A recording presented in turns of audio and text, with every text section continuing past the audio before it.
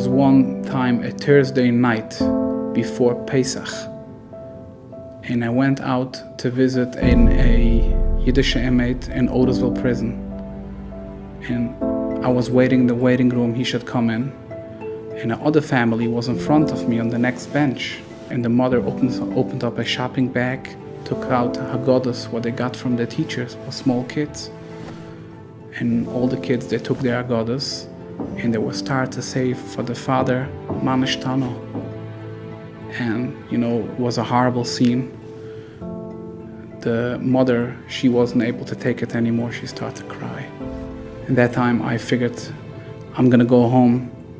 I will be sitting on a kittel in a beautiful Seder. Those kids, look what they're going through. I felt no more, I'm gonna jump in. We have to do something. My husband got incarcerated, trialed and sentenced to a very harsh 240-month in federal prison in July 2015. And obviously, it just turned our lives upside down. For everybody, the whole family, for him, for our children. It seems very surreal. Even today, 3 years later, I wake up sometimes and I say, am I still dreaming? Like, is it ever gonna end? It's very hard to put it all in a brief story, but it's a very sad and very unjust story. And you would never think that it would happen to you. We never had anything to do with the law. We're just very peaceful people. We just looking to raise our kids in the way of Torah. And it just all happened, and it ended up in a very unfortunate and very tough situation.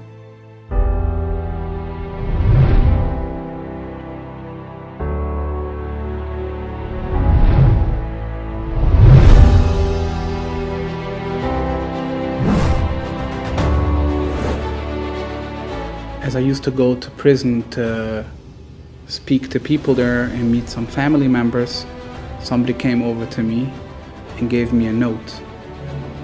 He told me, I know you want to do something big to enhance the system, to do something in criminal justice reform.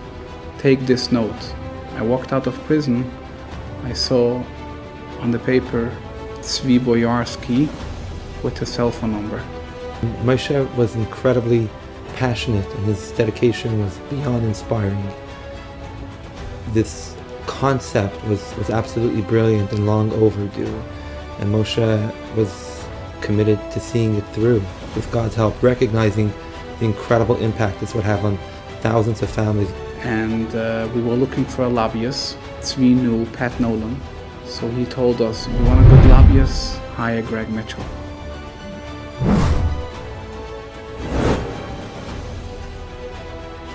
They told me why they were doing this, like why were they interested in federal prison reform? So for me, I immediately saw that it would be better for society if we were able to come up with a way where they could earn their way out of that prison bed earlier, get back home to their wives and their 10 kids or so.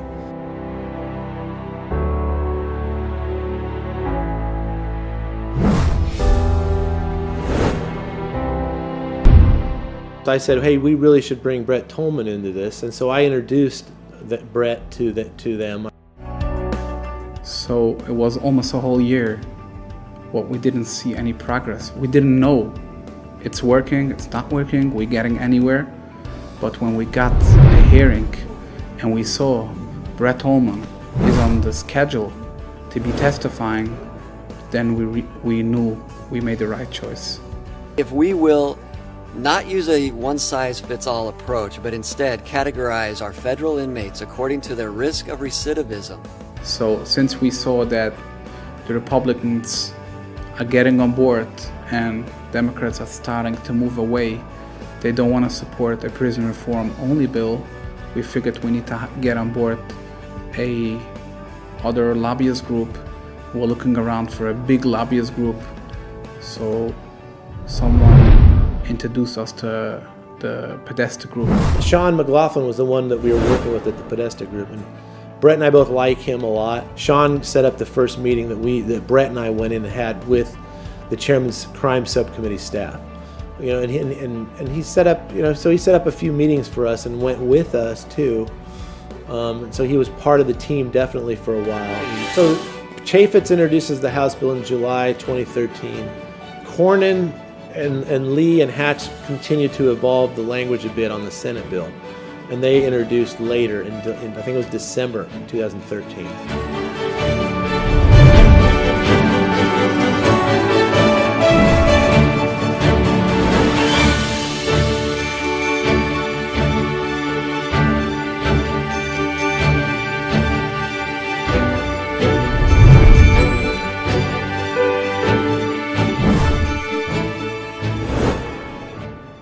So at that time, we finally have Republican senators not only verbally telling us they're willing to support the bill, they actually were co-sponsoring a prison reform bill. We got 3 very respectful Judiciary Committee members signing on a prison reform bill. It was great news. The prison reform bill then they had marked up separately after that, a few weeks later, and it passed 15-2. And the only 2 no votes were Sessions and Feinstein, 1 on each side.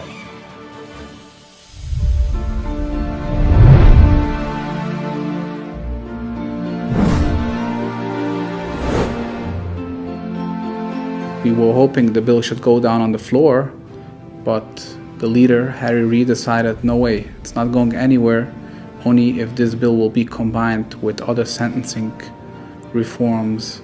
The Democrats were demanding sentencing reform be attached to prison reform to go to the floor. But there was not enough consensus and not enough support on the Republican side to do that. Because there were 5 no votes on the Republican side on the Smarter Sentencing Act.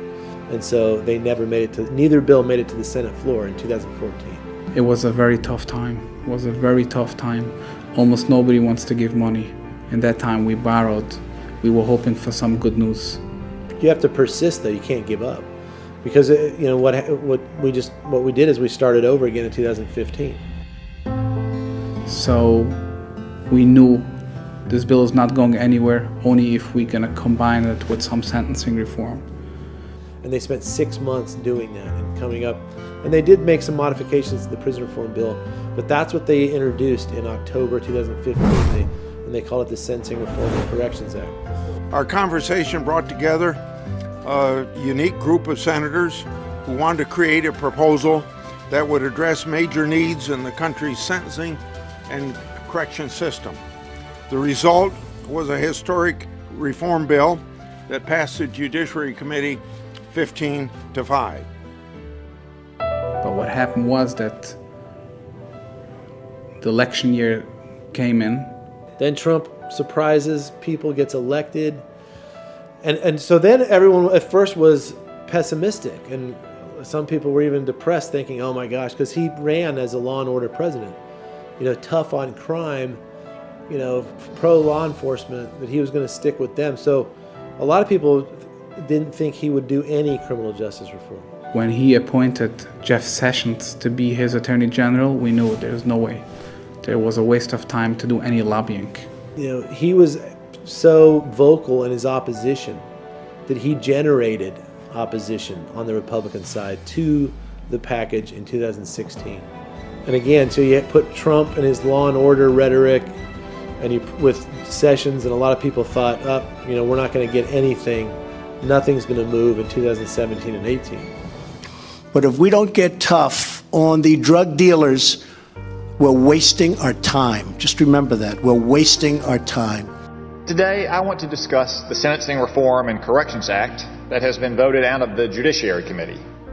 We should not grant early release to thousands of drug traffickers and other violent criminals, nor should we shorten their sentences in the future. In that time, donors told me, Moshe, you're spinning your wheels. Just walk away. It was enough. You did your share. That's it. I didn't think like that, though, because I knew I was still confident that we could put together an effort. I thought we had to go. I was thinking we had to narrow the sentencing reforms or even go prison reform only, but I was confident that we would still at least get a prison reform bill moving. And we all knew the House had to go first this time. But Chaffetz was gone. Chaffetz was resigning from politics. He went to private life, and he was not there anymore. And one day Greg calls me up, Moshe, I have good news for you. Congressman Collins is willing to co-sponsor the bill, and I believe he's a good champion. He's the type of guy who gets things done. The bill that Jason actually started, we took the very bare bones of, and it's expanded greatly since that point. I appreciate Jason. When he left, we got the bill, and then since then, through the work that Hakeem and I have, and it's been a very special relationship. We've been working with Jared and his team at the White House and working with the congressional champions on both sides. Doug Collins, Hakeem Jeffries. Awesome, just like the best champions you could have in the House. He came up with the name First Step Act. Let's start to do step by step. We'll do sentencing when the time will allow, when the time will be the right time, we'll do more. But those families are suffering, let's do something now. And the First Step Act will provide that. It will give them an opportunity to get educated now. Give them an opportunity to get vocational training now. A GED now. A college education now. To give them the opportunity to deal with their substance abuse problem now. Mental health counseling now. Why would we possibly refuse that? When I look at this bill, and I know Hakeem feels the same way, when we look at this bill, we see the faces behind the letters. We see the folks who are in prison right now who can be helped by it. We see those that we know are going to prison, unfortunately, because of choices that they're going to make in their life. And we say, what can we do right now? This is actually a bill that helps people now.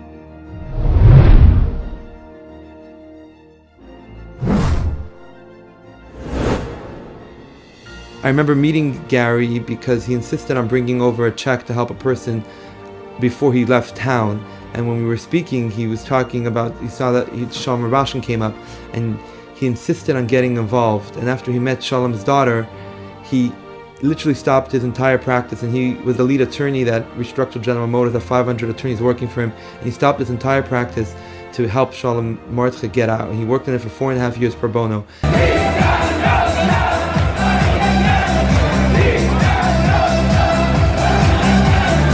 As a result of that experience, he just couldn't go back to corporate work. He says, my shlichus in life is to help those in need. And he's doing that in the most incredible way, following in his father's footsteps.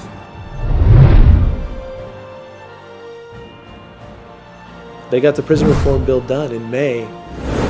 We passed it 360 to 59, if you can believe that. This bill is real and meaningful reform. Senator Corner and Senator Whitehouse across the way in the Senate have taken steps to actually have introduced the same bill and are working to do this. When we saw the numbers, we were all surprised. It was an amazing news, an amazing time.